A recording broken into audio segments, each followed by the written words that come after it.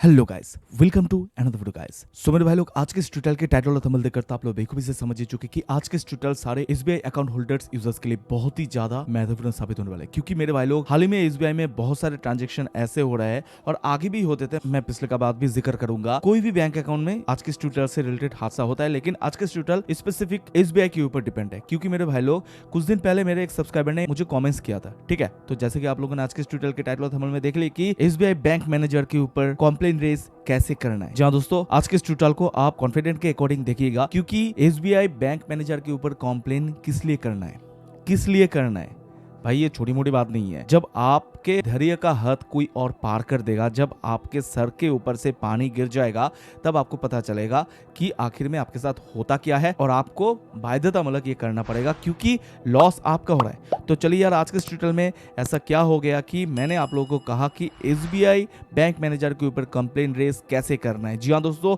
बहुत सारे लोगों का ये सवाल है। तो चलिए यार, आज के इस ट्यूटोरियल शूट करते बिना कोई देरी किए। नमस्कार दोस्तों, मैं हूं जीत, आप सभी का दोस्त, और आप सभी का फिर से एक बार बहुत बहुत तहे दिल से स्वागत करता हूं आपका और हमारा अपना चैनल जीत भाई ऑफिशियल पर।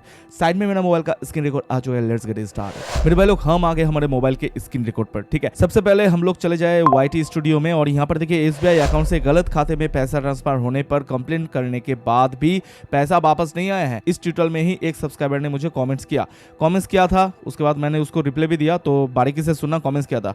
Bro, same case with me, but I transfer money using YONO SBI app, pay to contact option, and the account holder to which I accidentally transfer money is telling that you transfer money to my minus bank account and I am not responsible for it। ठीक है, तो ये कह रहा है कि मैंने मेरा यूनो एसबीआई से, इस बंदे का जो है एसबीआई बैंक में खाता है इसका, तो ये अपने यूनो एसबीआई एप्लीकेशन से किसी दूसरे नंबर पे पैसा ट्रांसफर करने के लिए जा रहा था, लेकिन उसका कहना है कि वो दूसरे बैंक अकाउंट में गलती से ट्रांसफर हो गया है।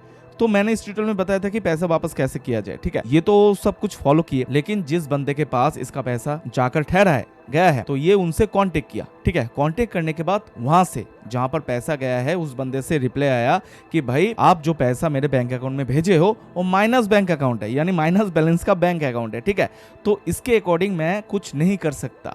तो सबसे बड़ा बात कह देता हूं, देखो भाई, कोई भी माइनस बैंक अकाउंट पहले होता था कि नहीं पता नहीं, दादा परदादा के अमल पे, लेकिन आज के डेट में आरबीआई के गाइडलाइन के अकॉर्डिंग कोई भी माइनस बैंक अकाउंट नहीं होता है।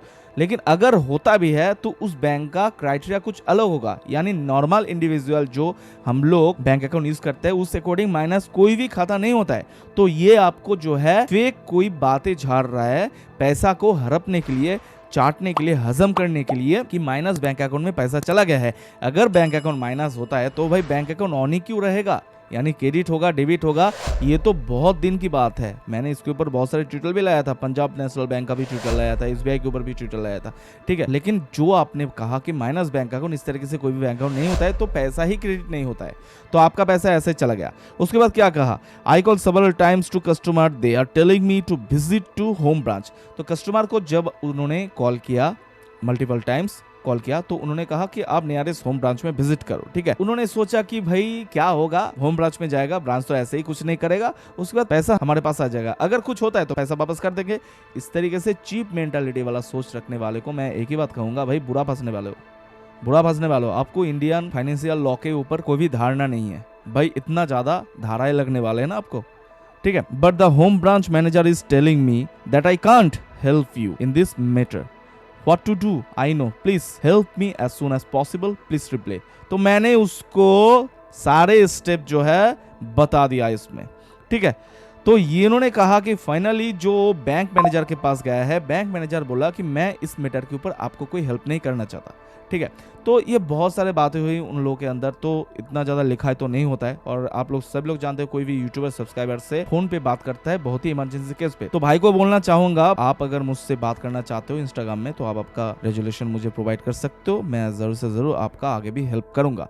तो अब देखो, बैंक मैनेजर हेल्प क्यों नहीं किया, ठीक है। उसके ऊपर सबके ऊपर अगर यूनो एसबीआई से आपका अगर कोई भी गलत अकाउंट में पैसा ट्रांसफर होता है तो यूनो एसबीआई से फर्स्ट ऑफ ऑल कंप्लेन कैसे करना है। सबसे पहले यूनो एसबीआई पे जाओ, इस पे जाने के बाद यहाँ पर 3 डैश में आओ और गेट इन टच इसमें आओ। इसमें आने के बाद ये देखो रेस कंप्लेन, यहाँ पर आने के बाद सिंपली से मेरे भाई लोग यहाँ पर देखो आपको raise request complain types and raise request complain, ठीक है, ये दोनों सिलेक्ट करना होगा। तो यहाँ पर जो आपका इशू है ज्यादातर रेस कंप्लेन यूपीआई इशू, उसके बाद रेस कंप्लेन रिक्वेस्ट, तो भीम यूपीआई से इसका लिंक रहता है। उसके बाद सबमिट कर दो। सबमिट जैसे ही करते हो मेरे भाई लोग, उसके बाद देखो अकाउंट नंबर देना पड़ेगा जिस अकाउंट से आपका पैसा ट्रांसफर हुआ है, और कैप्चा कोड देके सेंड ओटीपी में क्लिक करके ओटीपी वेरीफाई करके आप अपने अकॉर्डिंग जो है कंप्लेंट को रेज कर सकते हो।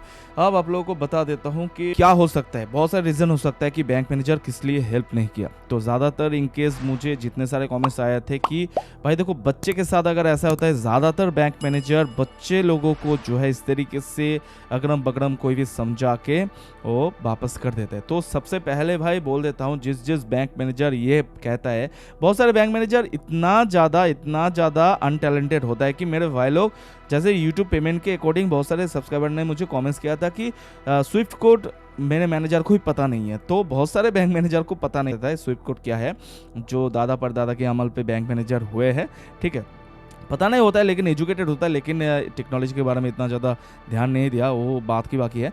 लेकिन इस तरीके से जो बैंक मैनेजर कहता है तो भाई बैंक मैनेजर ये सपोजली कहेगा, क्योंकि भाई देखो इस तरीके से कॉम्प्लेन अगर बैंक मैनेजर के पास आता है ना, उसके ऊपर प्रेशर क्रिएट होता है, ठीक है। कभी किसी बैंक मैनेजर नहीं चाहेगा मेरे ऊपर प्रेशर क्रिएट हो, ठीक है, इसलिए अगरम बगरम समझा के भेज देता है। लेकिन भाई देखो आप कस्टमर हो, आपके ऊपर नैतिक अधिकार है। तो जिस बैंक मैनेजर इस तरीके से कॉम्प्लेन जब ले जाते हैं कस्टमर और कस्टमर को अगरम बगरम समझा के वापस कर देते हैं, उस तरीके से बीएम को मैं एक ही बात बोलना चाहूंगा कि भाई साहब आप आगे से और पीछे से दोनों से ही पहले जाओगे, ठीक है, अपने काम को सुधारो, ठीक है। अगर इस तरीके से बंदे को भेजने की जगह हम जैसे कस्टमर को आप भेज के दिखाओ तो ही मैं मान जाऊंगा, ठीक है। सबसे पहले आप एसबीआई के गाइडलाइन पढ़ो, वहां पर क्या लिखा है सटीक से जानो, उसके बाद ही कस्टमर को रिजेक्ट करो। कस्टमर का कंप्लेन कोई भी हो, कोई भी बैंक मैनेजर उसको रिजेक्ट नहीं कर सकता है। फर्दर इंक्वायरी, ठीक है, आपको पहले जांच करना पड़ेगा, फिर भी आप रिजेक्ट नहीं कर सकते हो। कस्टमर कोई भी कह सकता है, क्योंकि कस्टमर के टैक्स से, कस्टमर के पैसे से ही जो डिपॉजिट रहता है वहां से जो जनरेट होता है उससे ही आप लोगों का सैलरी मिलता है। जितना ज्यादा बैंक अकाउंट होगा उतना ज्यादा आप लोगों का प्रमोशन बढ़ेगा, जितना ज्यादा लोन प्रोवाइड कर सकते हो, जितना ज्यादा क्रेडिट कार्ड डिलीवर कर सकते हो, उतना ज्यादा ही आप लोगों का सैलरी बढ़ता है, इंसेंटिव मिलता है। ये आप लोगों को समझना पड़ेगा। एक कस्टमर का पैसा किसी दूसरे में चला गया बैंक मैनेजर होने के बाद, मैं ये नहीं कह रहा हूँ कि हर बैंक मैनेजर कहता है या उस भाई साहब के साथ सच में ऐसा हुआ है, लेकिन हो भी सकता है, बहुत सारे लोगों के साथ तो ऐसा हो सकता है। तो जिस बंदे का पैसा जाता है उस बंदे को ही पता चलता है कि उसका मैटर कितना ज्यादा दुखदायक होता है। किसी दूसरे बैंक में चला गया है, वहां से जब रिप्लाई आता है कि भाई मैं तेरा कोई भी हेल्प नहीं कर सकता, मेरा माइनस में बैंक है, आप नियरेस्ट होम ब्रांच में विजिट करो, तो बैंक मैनेजर कहता है इस मैटर में कोई भी आप लोगों को मैं हेल्प नहीं कर सकता। तो सबसे पहले आप लोगों को करूंगा कि आप लोग यूनो एसबीआई में कंप्लेंट रेज करो, उसके बाद आरबीआई में कंप्लेंट रेज करो, उसके बाद यूपीआई आईडी से कंप्लेंट रेज करो, उसके बाद फाइनली बैंक मैनेजर के ऊपर भी कंप्लेंट रेज करो। बैंक मैनेजर के ऊपर किस तरीके से कंप्लेंट रेज किया जा सकता है मैं आप लोगों को कहता हूं। तो सबसे पहले आप लोग गूगल क्रोम ब्राउजर में चले जाओ, ठीक है, क्रोम ब्राउजर में आ गए, यहाँ पर आने के बाद सिंपली से यहाँ पर लिख दो एसबीआई बैंक मैनेजर के ऊपर कंप्लेन कैसे करे। जिस तरीके से इसको सर्च कर दे तो भाई लोग देखो टोल फ्री नंबर है, ईमेल एड्रेस है, सारा कुछ में आप crpc&rbi.org.in यानी आगे से भी दो पीछे से भी दो, दोनों से उसका खात्मा करो, दोनों से बैंक मैनेजर को प्रेशर क्रिएट होगा, ठीक है, इस तरीके से, ठीक है।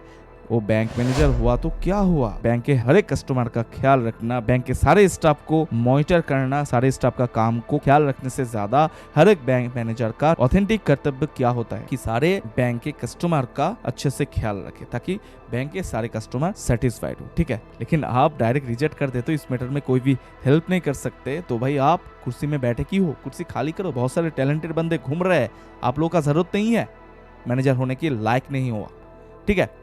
तो अगर इससे भी काम नहीं बनता तो भाई क्राइम ब्रांच में जाओ, बैंक मैनेजर के ऊपर डायरेक्ट एफआईआर कर दो। तो इस तरीके से भाई पैसा वापस नहीं आएगा, मतलब पैसा भी वापस आएगा, जिसके अकाउंट पे गया वो भी वापस आएगा, जो बैंक मैनेजर आपका कंप्लेंट लेने में रिजेक्ट कर दिया वो भी वापस चला जाएगा। समझ रहे हो ना? तो इस तरीके से भाई आप अपने प्रॉब्लम को सॉल्व कर सकते हो। डरो मत, ये एक मोटिवेशनल वीडियो था। जिन जिन लोगों के साथ इस तरीके से हादसा हो रहा है तो भाई मोटिवेट हो, आप हाथ फाथ मत चलाओ, मुंह से कुछ गाली गलौज मत बको, सिस्टमेटिकली सारा रूल को फॉलो करके आप सिस्टमेटिकली अपने प्रॉब्लम के सारे इशू को फेस करो। अगर फेस करने के बाद कोई इशू रिजॉल्व नहीं होता है तो खुद को फेस करके रिजॉल्व कर दो, ठीक है। लेकिन गाइडलाइन को तोड़ना मत, गाइडलाइन को फॉलो करके सारा कुछ काम करो, क्योंकि कानून को अपने हाथ में लेने से कोई फायदा नहीं। कानून को यूज करके आप अपने ऑपोजिशन को टेक ओवर करो। तो आई होप कि आप लोगों का जो डाउट था वो क्लियर हो गया। तो वीडियो को पसंद पड़े, वीडियो से अगर थोड़ा सा ही मदद मिले तो प्लीज मेरे भाई लोग वीडियो को एक लाइक कर दीजिएगा और इस वीडियो को झाड़ फाड़ के अपने दोस्त, फैमिली मेंबर्स और सारे सोशल मीडिया की ग्रुप्स में दबा के शेयर कीजिए। आप अगर इस चैनल में नए हो तो प्लीज मेरे भाई लोग चैनल को जो सब्सक्राइब कर दीजिए, पास में रहा बेल वाले घंटे को भी क्लिक कर लीजिएगा ताकि इंसान से जुड़ी हर एक वीडियो का नोटिफिकेशन आप सबको एडवांस मिलते रहे। डिस्क्रिप्शन बॉक्स में इंस्टाग्राम, फेसबुक का लिंक है। कोई भी टेक्निकल रिलेटेड इशू को रिजॉल्व करना चाहते हो या उसके ऊपर ट्यूटोरियल देखना चाहते हो तो मुझको फॉलो करके कृपया मैसेज कर दीजिएगा। जय हिंद, जय भारत, बंधु।